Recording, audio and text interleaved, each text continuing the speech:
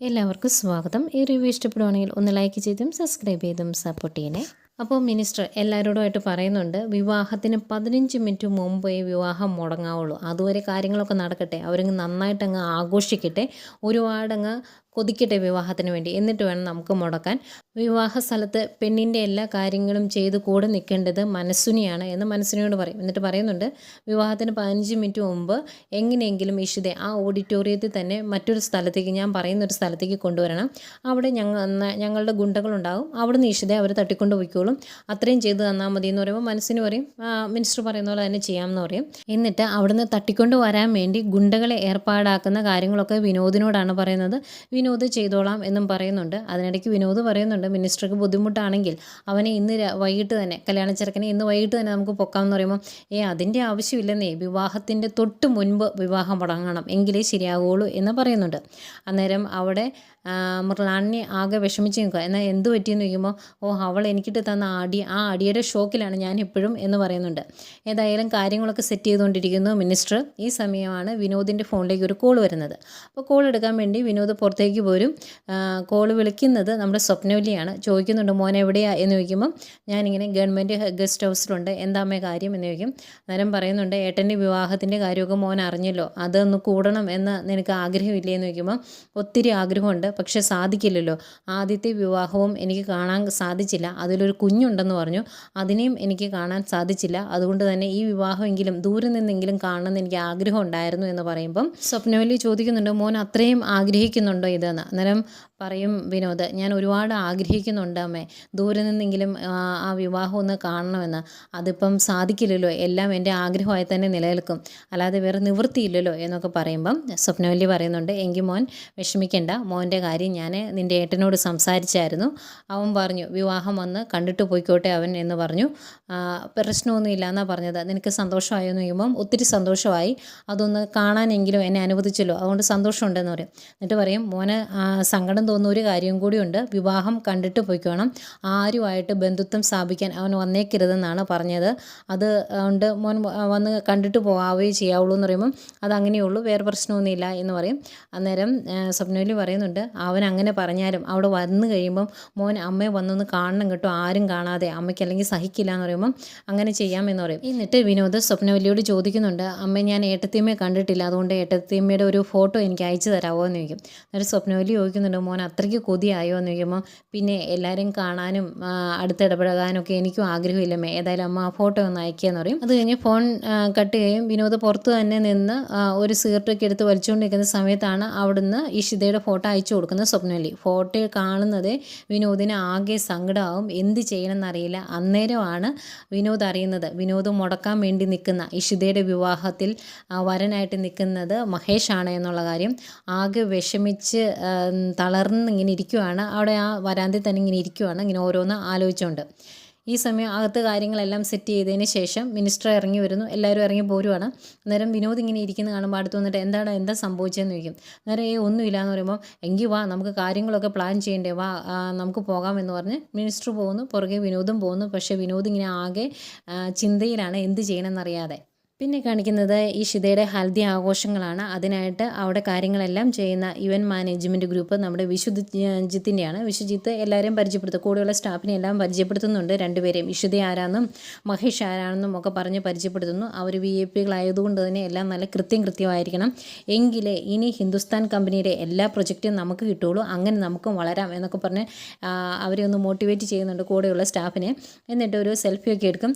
അങ്ങനെ നിൽക്കുമ്പോഴാണ് ഇഷിതയുടെ അച്ഛനും അമ്മയും പ്രഭുദേവ മാഷും പ്രിയാമണിയും കൂടെ വരുന്നു. അന്നേരം വിശ്വജിത്തിനോട് അവർ സംസാരിക്കുന്നുണ്ട്. അവർ ചോദിക്കും, മോനെ നിനക്ക് വിഷമമുണ്ടോ, നിനക്ക് വിഷമമൊന്നും ഇല്ല എന്ന് പറഞ്ഞതുകൊണ്ടാണ് ഇത് നിനക്ക് തന്നെ തന്നത് എന്ന് പറയും.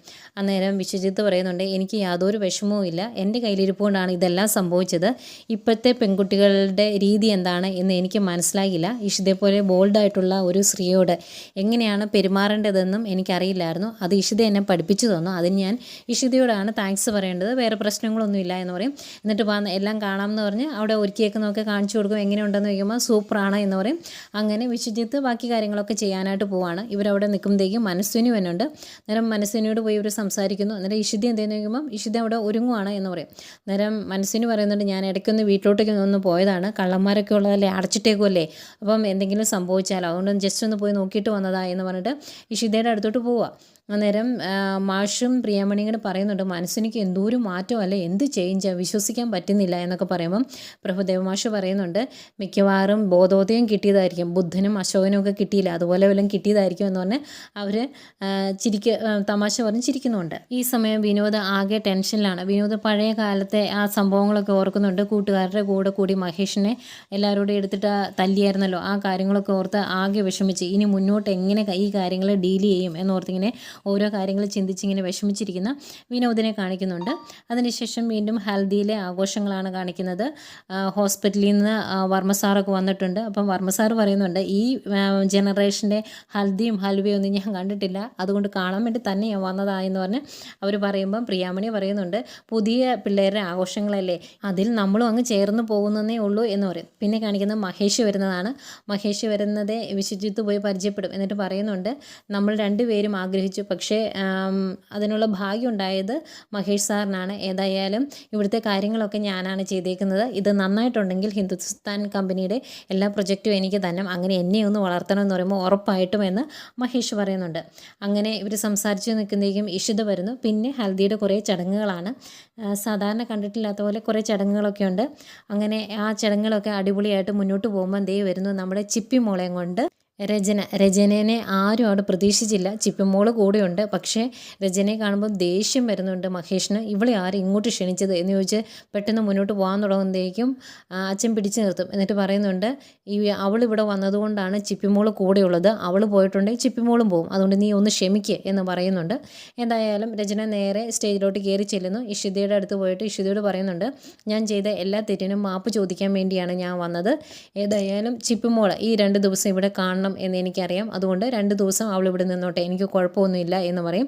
അന്നേരം ഇഷിത പറയുന്നുണ്ട്, ഒരുപാട് താങ്ക്സ് ഉണ്ട് ചിപ്പിമോളെ ഇങ്ങോട്ട് കൊണ്ടുവന്നതിന്. ഏതായാലും ഇന്നും നാളെയും രചന ഇവിടെ കാണണം കേട്ടോ എന്ന് പറയുമ്പോൾ ഉറപ്പായിട്ടും കാണും എന്നാണ് രചന പറയുന്നത്. പക്ഷേ രചനയ്ക്ക് നല്ല ദേഷ്യവും ഒക്കെ ഉണ്ട്, അത് പുറത്ത് കാണിക്കുന്നില്ലെന്നേ ഉള്ളൂ. അതിനുശേഷം പിന്നെയും ഹൽദിയിലെ ഓരോ ചടങ്ങുകളും ആഘോഷങ്ങളും ഒക്കെ നടക്കുന്നു. ഈ സമയം ആകെ ടെൻഷനിൽ തന്നെയാണ് നമ്മുടെ വിനോദിനെ കാണാൻ വേണ്ടി കുറച്ച് പേര് വന്നു. അപ്പം നാളെ ഇഷിതയെ തട്ടിക്കൊണ്ടു പോകാനുള്ള ഗുണ്ടകളെയൊക്കെ ഏർപ്പാടാക്കിയിട്ടുണ്ട്. അത് ആരൊക്കെയാണ് എന്നൊക്കെ വിനോദ് ചോദിച്ചറിയുന്നുണ്ട്. അന്നേരം ആരെയാണ് കൊല്ലേണ്ടതെന്നാണ് അവർ ചോദിക്കുന്നത്. അന്നേരം നിങ്ങൾ അവന്മാരെ 2 പേരെയും തട്ടിക്കൊണ്ട് പോകേണ്ട ഗുണ്ടകളെ രാവിലെ എൻ്റെ വീട്ടിലോട്ട് 10 മണിയാകുമ്പോൾ പറഞ്ഞു വിട്, അവർക്ക് വേണ്ട കാര്യങ്ങളൊക്കെ ഞാൻ പറഞ്ഞു കൊടുത്തോളാം എന്ന് വിനോദ് പറയുന്നുണ്ട്. അതിനുശേഷം വിനോദ് ഇങ്ങനെ ഇഷിതയുടെ ഫോട്ടോ എടുത്തിട്ട് ഇങ്ങനെ നോക്കിയിട്ട് പറയുവാണ്, ഏട്ടത്തി ഞാൻ എന്തൊക്കെയാണ് ചെയ്യുന്നതെന്ന് എനിക്ക് തന്നെ അറിയത്തില്ല, ഇതെങ്ങനെ സോൾവ് ചെയ്യണമെന്ന് എനിക്ക് അറിയത്തില്ല എന്നിങ്ങനെ മനസ്സിൽ പറഞ്ഞിങ്ങനെ വിഷമിച്ചിരിക്കുന്ന വിനോദിനെ കാണിക്കുന്നു. അപ്പോൾ ആ സമയം കറക്റ്റ് മിനിസ്റ്റർ വിളിക്കുവാണ് വിനോദിനെ. എന്നിട്ട് നാളത്തെ കാര്യങ്ങളൊക്കെ എന്തായി എന്ന് ചോദിക്കുമ്പോൾ എല്ലാം സെറ്റാക്കിയിട്ടുണ്ട് എന്ന് പറയുമ്പോൾ മിനിസ്റ്റർ പറയും, വിനോദിനെ ഒരു കാര്യം ഏൽപ്പിച്ചിട്ടുണ്ടെങ്കിൽ അത് വളരെ ഭംഗിയായിട്ട് ചെയ്യുമെന്ന് എനിക്കറിയാം, അതുകൊണ്ട് തന്നെയാണ് വിനോദിനെ ഏൽപ്പിച്ചത്. പിന്നെ വിനോദിന് എന്തെങ്കിലും മാനസിക സംഘർഷം ഉണ്ടോ, എനിക്ക് തന്നെ കണ്ടപ്പോൾ അങ്ങനെ തോന്നി എന്ന് പറയുമ്പോൾ അങ്ങനെയൊന്നും ഇല്ല എന്ന് പറയും. അന്നേരം മിനിസ്റ്റർ പറയുന്നുണ്ട്, നമ്മൾ രാഷ്ട്രീയത്തിൽ ഇറങ്ങിക്കഴിഞ്ഞാൽ ഓപ്പോസിറ്റ് നിൽക്കുന്നത് അച്ഛനാണെങ്കിലും അമ്മയാണെങ്കിലും അവരെ എല്ലാം ചവിട്ടി മെതിച്ച് മുന്നോട്ട് പോയാലേ നമുക്കൊരു സ്ഥാനത്തെത്താൻ പറ്റുള്ളൂ. എൻ്റെ പിൻഗാമിയായിട്ട് ഞാൻ കാണുന്നത് നിന്നെയാണ്, അതുകൊണ്ട് എല്ലാ കാര്യങ്ങളും നല്ല ഭംഗിയായിട്ട് ചെയ്യണം. അതുകൊണ്ട് ഇങ്ങനെയുള്ള എന്തെങ്കിലും റിലേഷൻ്റെ പേരിലുള്ള മാനസിക സംഘർഷമോ അങ്ങനെ എന്തെങ്കിലും മനസ്സിലുണ്ടായാലും അതിനെയൊന്നും മൈൻഡ് ചെയ്യരുത്, നിന്നോടുള്ള ഇഷ്ടം കൊണ്ടാണ് പറയുന്നത് എന്നൊക്കെ പറയുമ്പം വിനോദ് പറയും, എനിക്കറിയാമല്ലോ എന്നോടുള്ള വാത്സല്യം എത്രത്തോളം ഉണ്ടെന്ന് എനിക്കറിയാവുന്ന കാര്യമല്ലേ, അതുകൊണ്ട് ഞാനെല്ലാം ചെയ്തോളാം എന്ന് പറഞ്ഞിട്ട് ഫോൺ വയ്ക്കുവാണ്. ഈ സമയം ഹൽദിയിലെ ഓരോ ആഘോഷങ്ങളും അടിപൊളിയായിട്ട് മുന്നോട്ട് പോകുന്നു. ഒരു പാട്ടൊക്കെ ഉണ്ട്, പാട്ട് വെച്ച് എല്ലാവരും ഒരുമിച്ച് ഡാൻസ് കളിക്കുകയും ഒക്കെ ചെയ്യുന്നുണ്ട്. ഈ സമയം മനസ്വിനി പയ്യെ അവിടെ നിന്ന് മാറി രചനയുടെ അടുത്തേലും എന്നിട്ട് പരിചയപ്പെടുത്തും. അന്നേരം രചന പറയുന്നുണ്ട്, എനിക്ക് മനസ്സിലായി, ആകാശ് എന്നോട് കാര്യങ്ങളൊക്കെ പറഞ്ഞായിരുന്നു എന്ന് പറയും. അന്നേരം മനസ്സിന് പറയുന്നുണ്ട്, ഇഷിതയുടെ ക്യാരക്ടർ ഒരു പ്രത്യേക തരം ക്യാരക്ടറാണ്, അവൾ മനസ്സിൽ പക വെച്ചേക്കും, എന്നിട്ട് ആവശ്യം വരുമ്പം അതെടുത്ത് പ്രയോഗിക്കും, അങ്ങനെയാണ് അവൾ എൻ്റെ മകനെ പ്രണയിച്ചത്, കുഞ്ഞുങ്ങൾ ഉണ്ടാകില്ല എന്നറിഞ്ഞിട്ടും അതിനുശേഷം ആ വിവാഹം മുടങ്ങി, അവന് വേറൊരു വിവാഹം നടന്നു, അവൾ പ്രഗ്നൻ്റായി. ആ സമയത്തും അവൾക്ക് അവനോട് ഭയങ്കര വൈരാഗ്യമായിരുന്നു, അതുകൊണ്ടാണ് എൻ്റെ പേരക്കുഞ്ഞിനെ അവൾ കൊന്നത്, അതിനുശേഷം ഇനി ഒരിക്കലും അവൾക്ക് കുഞ്ഞുണ്ടാകാതിരിക്കാൻ വേണ്ടി അവളുടെ ഗർഭപാത്രം എടുത്ത് മാറ്റണമെന്നും പറഞ്ഞു. അതൊന്നും ഞാൻ പൊറുക്കുകയില്ല, അതിനെല്ലാം ഞാൻ പകരം വീട്ടും, പ്രതികാരം എൻ്റെ മനസ്സിൽ കിടന്ന കത്തുവാണ് എന്നൊക്കെ മനസ്സിനെ പറയുമ്പം രചന പറയുന്നുണ്ട്, അത് തന്നെയാണ് എൻ്റെ അവസ്ഥ. ഈ വിവാഹം നടന്നിട്ടുണ്ടെങ്കിൽ എൻ്റെ മകളെ എനിക്ക് നഷ്ടപ്പെടും. എൻ്റെ മകളുടെ കൂടെ കൂടി അവൾ മഹേഷിനെ വല വിരിച്ച് സ്വന്തമാക്കി. ഇനിയിപ്പം ഈ വിവാഹം നടക്കരുത്, അതിനുവേണ്ടി എന്താ ചെയ്യേണ്ടതെന്നാണ് എൻ്റെ മനസ്സിൽ.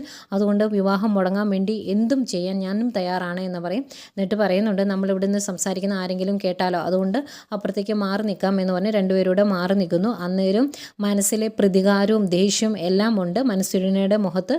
ഇത്രയും കാണിച്ചുകൊണ്ട് ഇന്നത്തെ എപ്പിസോഡ് അവസാനിക്കുന്നു.